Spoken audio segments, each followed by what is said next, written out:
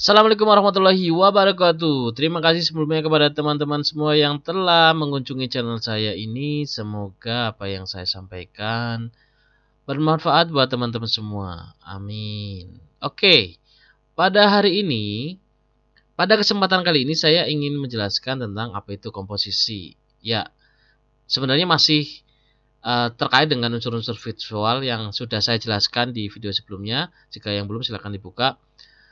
Untuk kali ini saya ingin menjelaskan tentang apa itu komposisi.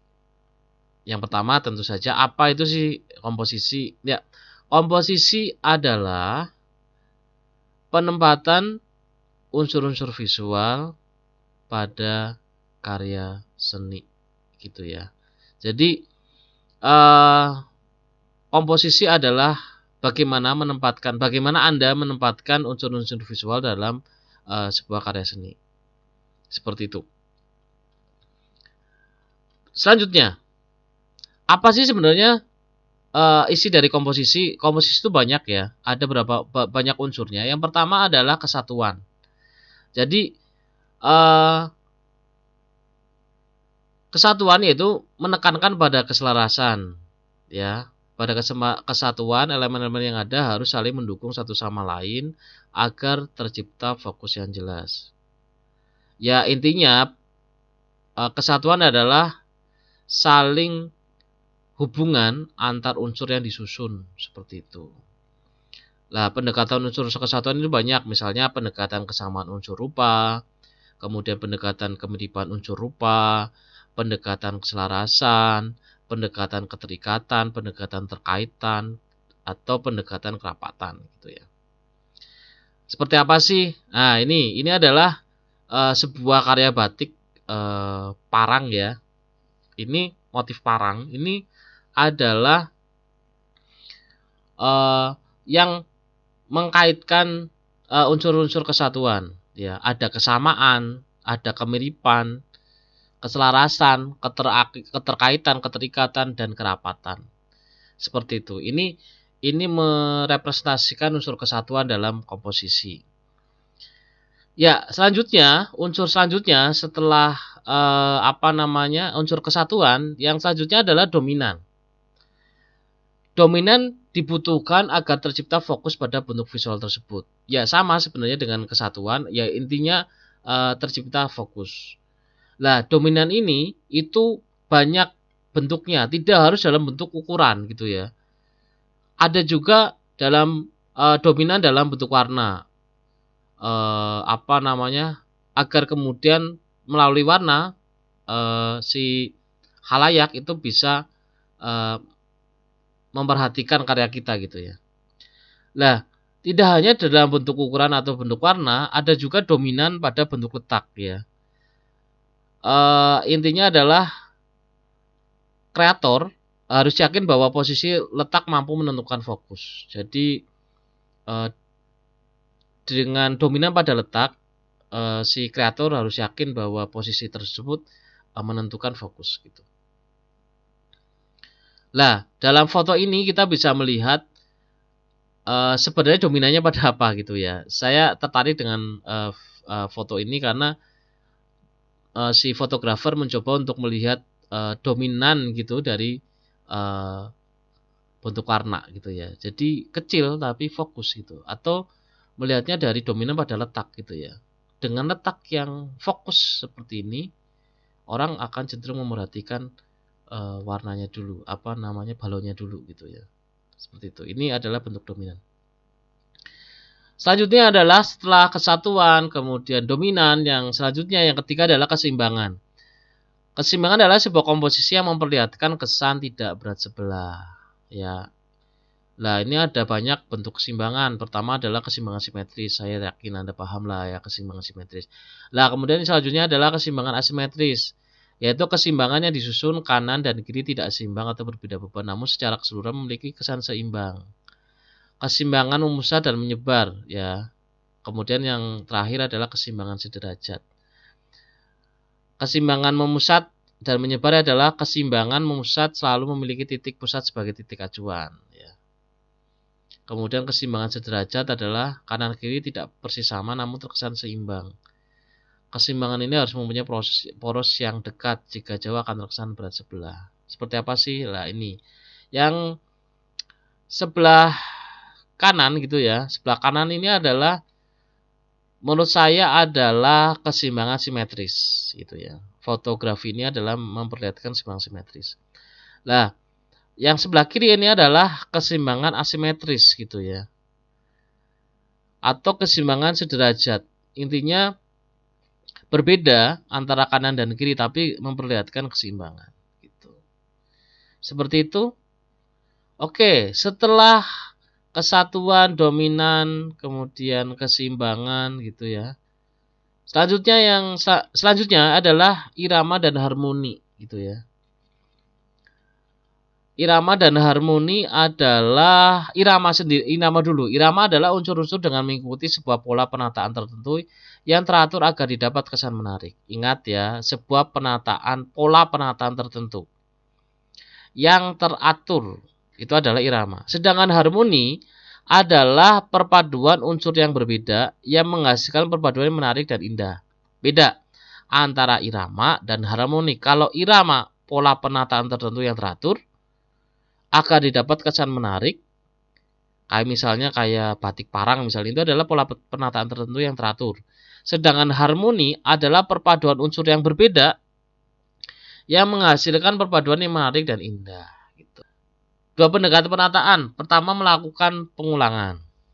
Jadi gerakan pengulangan. Atau garis mengalir.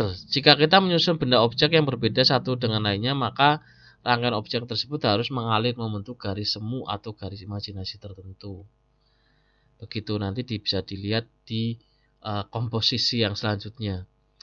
Ya, prinsip irama yaitu menganut hukum penghubungan pengulangan unsur rupa ya. Seperti sudah dijelaskan sebelumnya bahwa prinsip irama itu adalah terkait dengan pola penataan tertentu yang berarti hubungannya sifatnya pengulangan. Yaitu pengulangan tersebut bentuknya adalah repetisi, yaitu pengulangan sifatnya monoton, transisi sifatnya bisa berubah gitu ya, sifatnya hasilnya harmonis seperti tadi, ada perbedaan gitu ya, ada pengulangan terus ada kontras terus seperti itu. Kemudian oposisi, yaitu hubungan pengulangan dengan perbedaan pada satu atau beberapa unsur yang menggunakan elemen seni rupa yang digunakan hasilnya sifatnya kontras gitu. Nah, ini adalah foto yang menurut saya menarik. Ya, ada bentuk irama dan kontras irama dan harmoni secara bersamaan gitu ya. Di foto ini terlihat yang warna merah gitu ya. Kursi warna merah adalah bagian dari bentuk irama, sedangkan kemudian dibangun dalam pendekatan yang kontras. Ini yang kemudian disebut sebagai sebuah irama dan harmoni. Seperti itu. Kontras dan variasi. Ini. Setelah irama dan harmoni, selanjutnya adalah kontras dan variasi. Kontras diperlukan dalam komposisi untuk menunjang gairah agar tidak terkesan monoton.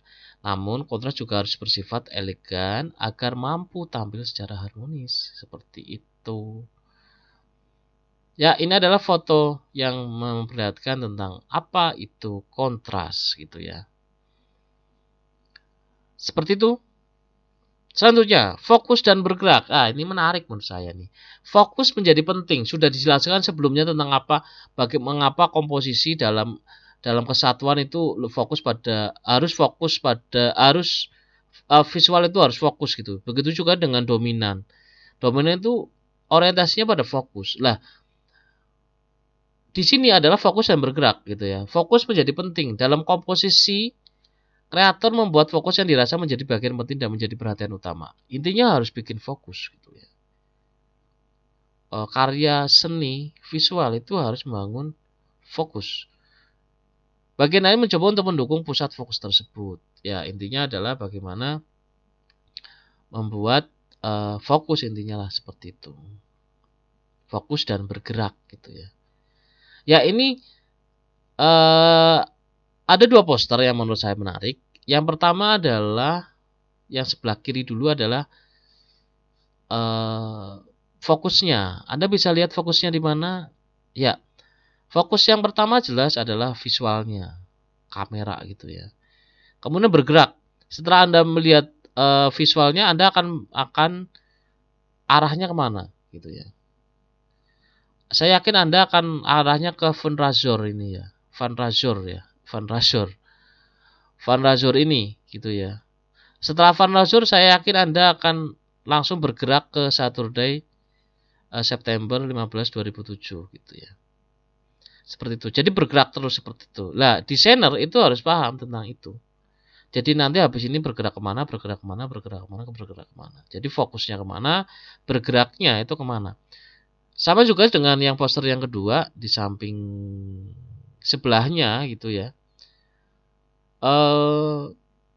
Fokusnya visual, kemudian objectified gitu ya. Itu adalah fokus yang selanjutnya, bergerak terus bergerak seperti itu. Selanjutnya yaitu proposisi. Proposisi adalah perbandingan ukuran antara bagian dengan bagian dan antara bagian dengan keseluruhan. Prinsip komposisi tersebut menekankan pada ukuran dari suatu unsur yang akan disusun dan sejauh mana ukuran itu menunjukkan keharmonisan tampilan suatu desain. Bingung? Oke, saya akan jelaskan. Ini adalah dua foto yang berbeda, tapi menurut saya menarik. Yang pertama, yang sebelah kanan dulu. Sebelah kanan adalah seorang perempuan yang seksi, yang ideal, yang proporsional itu ya, proporsional dengan latar belakang mobil yang keren gitu ya. Apakah ini menarik? Ya, menurut saya ini menarik. Dengan sebuah visual yang proporsional, mobilnya proporsional, perempuannya proporsional gitu ya. Menjadi kesan yang menarik gitu. Selanjutnya, yang sebelah kiri, apakah terlihat proporsional? Tidak menurut saya. Apakah ada manusia yang bentuknya seperti ini gitu ya? Tidak gitu ya. Tapi apakah menarik gitu ya? Ya, jika yang kanan itu proporsional dan menarik, di sebelah kiri walaupun tidak proporsional tetapi tetap menarik gitu. Ini yang disebut sebagai proposisi. Kelihatan aneh tapi menarik gitu ya. Nah, ini adalah sebuah tantangan sih. Ya, intinya adalah pada kesan harmonis sebenarnya. Harmonis gitu ya. Jadi kunci dari proposisi sebenarnya bukan bagaimana kita membuat karya visual yang proporsional gitu ya, tapi bagaimana membuat karya visual yang harmonis. Itu. Seperti itu. Ya, tapi cara membangun proposisi yang harmonis itu seringkali yang aneh, yang menurut saya menarik ya, unik gitu adalah proposisi itu cenderung matematis. Dikarenakan proposisi menyangkut perbandingan antara proporsi yang tepat gitu. Oke, saya akan menjelaskan dua hal yang fenomenal dalam pendekatan proporsi yang bersifat matematis. Yang pertama adalah the golden oblong.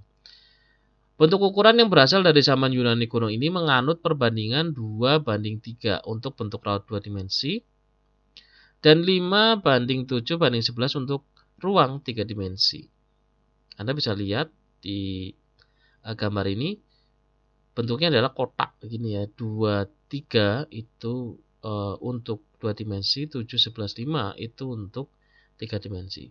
Seperti apa sih bentuknya? Oke, saya akan jelaskan. Nah, ini adalah sebuah iklan yang menggunakan pendekatan golden oblong. Ya, Anda bisa lihat bagaimana proporsinya itu sangat harmonis dengan pendekatan ini. Nggak tahu apakah kemudian desainernya itu memang menggunakan golden oblong atau memang secara alamiah dia membentuk ini gitu ya. Jika melihat poster ini kita bisa melihat bahwa si desainer mengaplikasikan proporsi golden oblong gitu ya. Anda bisa lihat di posisinya sangat pas ya. Posisi seperti itu sangat ideal gitu ya.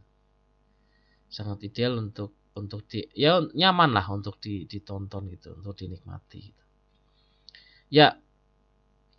Ini adalah tas gitu ya, sama tas dengan pendekatan golden oblong gitu ya. Anda bisa lihat banyak bentuk-bentuk di lingkungan kita itu bentuknya adalah golden oblong gitu ya. Seperti itu. Ya, selanjutnya adalah golden mean atau golden section gitu ya. Ada beberapa orang yang menyebutnya golden section, ada orang yang menyebutnya golden mean. Golden mean adalah prinsip perbandingan keluasan 1:1,618. Perbandingan ini didapat dari deret ukur 1,16 dari ukur ya, deretan ukur 1, kemudian 1,618, kemudian 2,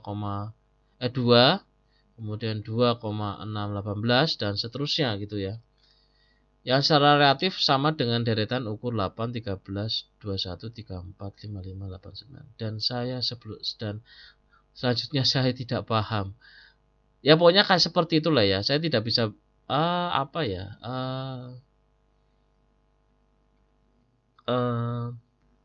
Saya tidak mengerti mengapa seperti ini. Ayo kita lihat saja lah bentuknya seperti ini nih. Nah, ini adalah bentuk 1:1,618. Kemudian 2 di bawahnya ini 2,618 gitu ya. Ya seperti ini. Jadi bentuknya dari 2,618 dibikin golden mean itu hanya 1,618 gitu ya. Nah, ini bentuknya seperti ini. Apa sih ini ya? Oke, kita akan praktikkan dalam visualnya. Lah, ini adalah lukisan penjaman terakhir karya Leonardo da Vinci. Di sini memperlihatkan jika kita tidak memakai pendekatan golden mean misalnya, kita akan melihat pusatnya ada di di Yesus Kristus gitu ya. Pusatnya ada di Yesus Kristus. Kalau kita melihatnya dari pendekatan center, tapi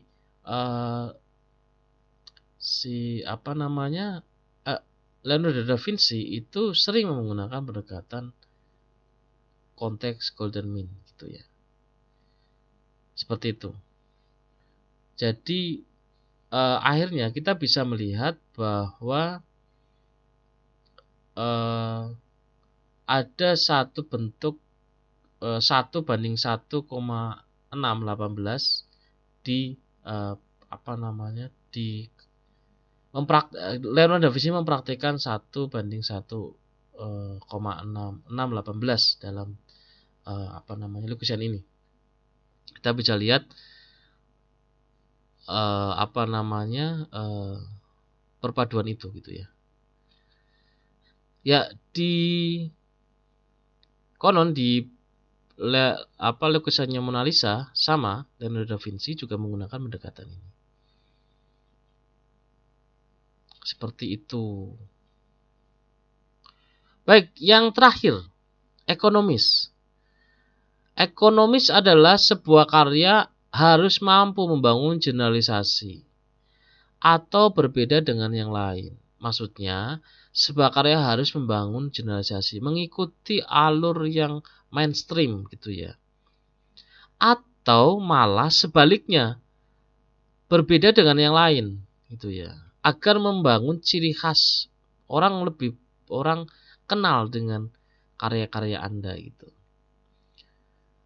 Ya, membangun generalisasi, jika misalnya posternya trennya adalah seperti itu, ya akan lebih baik misalnya kita mengikuti itu. Atau misalnya kita malah cenderung berbeda gitu ya. Dengan membangun unsur-unsur visual yang mungkin menjadi ciri khas. Sifatnya memang abstrak, sulit untuk menjelaskan bagaimana membangun unsur-unsur visual komposisi yang sifatnya general atau malah berbeda. Tapi yang harus dipahami adalah yang tadi saya katakan mengacu pada ciri khas si pembuat karya. Demikian saja dari saya. Terima kasih. Semoga bermanfaat. Ini adalah presentasi saya yang paling panjang. Semoga bisa dipahami. Sekian. Assalamualaikum warahmatullahi wabarakatuh.